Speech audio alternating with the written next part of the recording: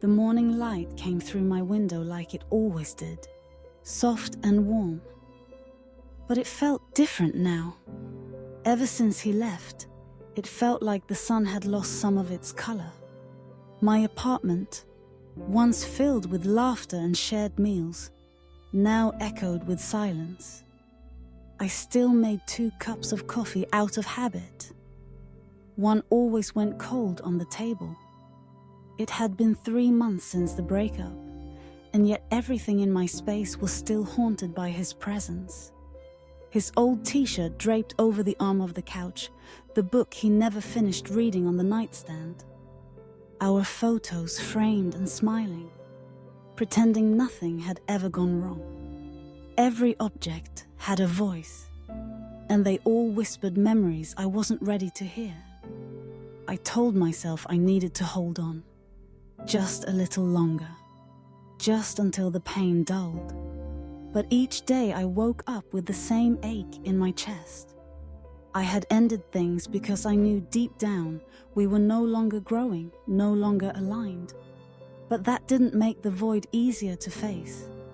It wasn't the loneliness that broke me. It was the silence that followed every memory. My phone buzzed often with concerned messages from friends, but I answered few. It wasn't that I didn't appreciate them. It was that I didn't know how to explain the kind of pain I was carrying. It felt like being trapped in a room with all the doors open, but not having the strength to walk out. Work was my only distraction. I'd bury myself in client projects, color palettes and sketches, pretending for a few hours that I was still okay. But the truth found me every night, in the quiet, when the weight of everything I hadn't said pressed down on my chest. I wasn't crying every day anymore, but I also wasn't smiling. I floated through my life like a shadow of who I used to be. And yet, something inside me refused to give up.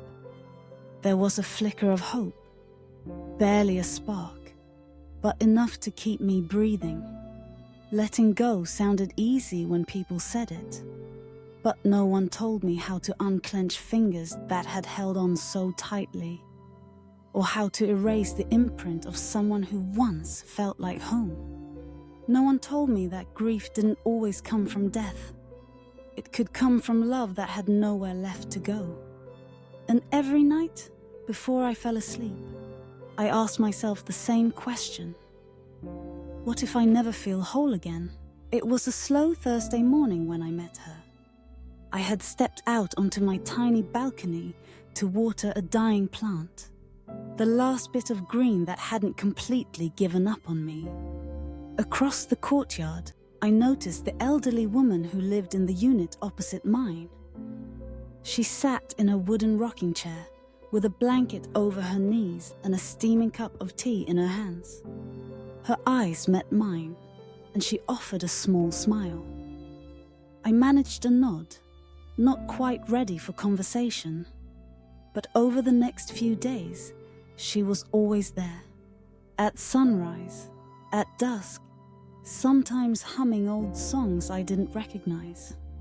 One morning, she waved at me and called out, asking if I liked chamomile.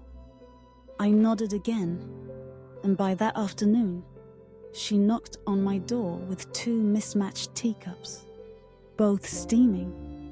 Her name was Mrs. Alden. She had lived there for almost 40 years. I let her in, unsure why, but somehow needing the presence of someone who looked like she had already lived through a few storms and survived. We sat on my couch, tea in hand, surrounded by the ghosts of my old life. She looked around quietly, then back at me. "You've got a heart that loves deeply, don't you?" she asked. I didn't answer. I didn't need to. Over the weeks that followed, she became part of my routine. We'd sit on our balconies or in my living room, sometimes talking, sometimes just listening to the wind. She told me about her late husband, how their love wasn't perfect, but still worth the fight. And then one day, he got sick. And just like that, Shishi had to learn to let go. But it wasn't sudden, she said. Letting go came in pieces. First his clothes, then his books, then his voice in my head. It took years. I asked her how she did it, how she managed the silence. She smiled and said, I didn't fight the silence.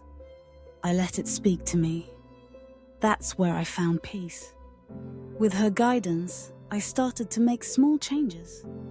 I cleared one drawer, threw away one letter, took down one photo. Each act felt like tearing off a bandage stitched too close to the skin. But she was always there afterward, reminding me that healing doesn't ask for speed, just presence. One evening, she handed me an empty frame. For something new, she said. And in that moment, I realized maybe letting go isn't about forgetting. Maybe it's about making room. One quiet Sunday, I returned to the park we used to visit together. It had taken weeks to gather the strength to go back. I walked slowly, heart thudding louder with every step, as if my past might be waiting for me on the next bench.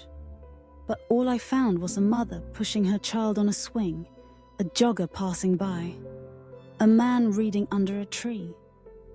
Life unchanged. Life continuing. I sat on the bench by the pond, the one we always chose. I didn't cry this time. I didn't feel numb either. I simply sat with myself. The water rippled softly, and I watched the ducks float across like tiny boats without anchors. And I thought to myself, maybe I've been trying to anchor something that was always meant to drift. Mrs. Alden once said, the hardest part of letting go is not the act itself, but the moment you realize you're no longer needed in someone else's future. That sentence had lived in me for days, unraveling something I'd never been able to face directly. It wasn't that I wasn't good enough. It wasn't that I was unlovable. It was simply that we were two people who had finished our chapter, and no amount of remembering or clinging could rewrite the ending. Back at home, I began clearing the last pieces. His shirt, the coffee mug he loved, the note he once left on my mirror. With each item, I said thank you, not just for the love, but for the lessons. Then I let them go, one by one, like petals carried off by the wind. I looked in the mirror and didn't see someone broken anymore. I saw a woman with scars, yes, but also with strength. My eyes had a softness that only comes from facing your pain without running. The empty frame Mrs. Alden gave me now sat on my shelf. Inside it, I placed a photo I took that morning of the park, bathed in golden light. A new beginning, not marked by a person, but by peace.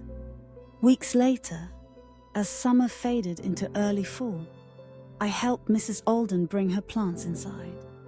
She smiled as I told her about my new routine, morning walks, a new art class, an upcoming trip alone to the coast. She touched my arm gently and said, "You've made space. That's how life enters again." And as I stood in that moment, surrounded by quiet warmth, I knew I hadn't lost love. I had learned its true form. Because sometimes the most powerful love isn't the one that stays, but the one that sets us free. If this story touched you in any way, feel free to share your thoughts in the comments, leave a like, and subscribe for more heartfelt stories. Sometimes a simple story can be the beginning of someone's healing.